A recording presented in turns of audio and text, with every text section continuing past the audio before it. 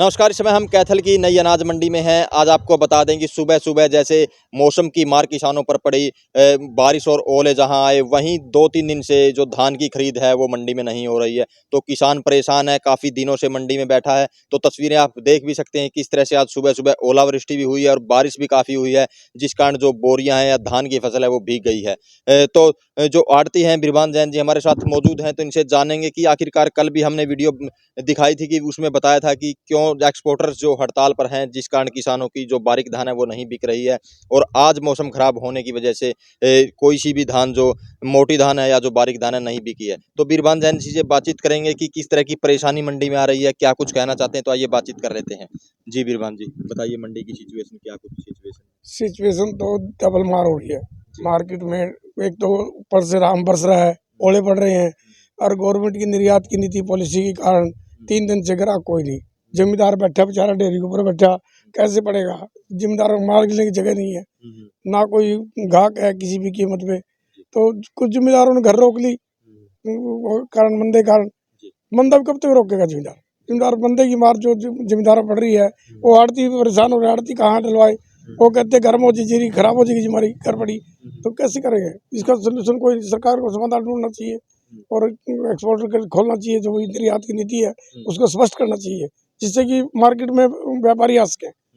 व्यापार पे जो मार पड़ी है ना, जो नाजायज है, गवर्नमेंट की पॉलिसी गलत है।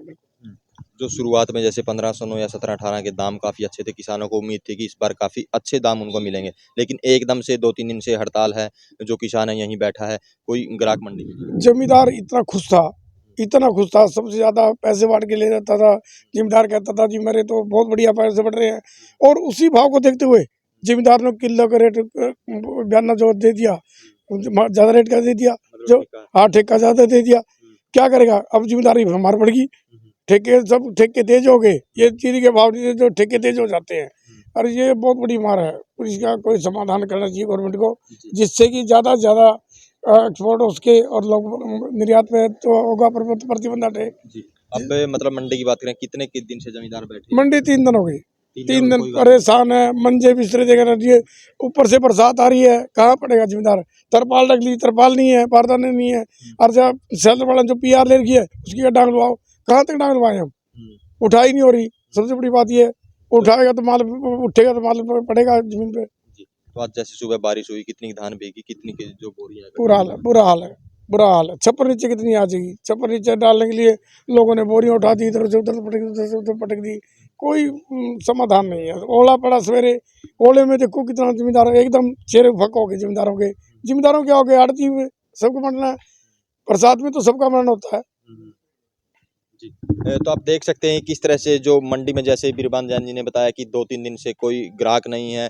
जो किसान है अपनी धान लेकर यहीं मंडी में बैठा है, और सुबह की बारिश और ओलावृष्टि ने किसान को बिल्कुल परेशान कर दिया है।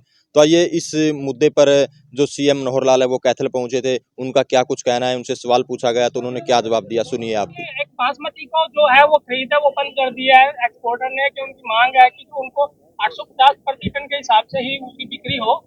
तो किसानों की जो फसल है वो सर के ऊपर है, लेकिन निर्यातक ने बासमती का जो प्राइस है वो बंद। देखिए, ये केंद्र सरकार की प्लानिंग है, एक्सपोर्ट की प्लानिंग है। एक्सपोर्ट को और उन्होंने जो MEP है उसका रेट बढ़ाया है, और जो उसी लेवल का उसी क्वालिटी का जो चावल है वही जा पाएगा। उससे जो थोड़ा कम किस्म का, हल्के किस्म का जो चावल है वो देश में ही उसको खरीद बेच कर सकते हैं।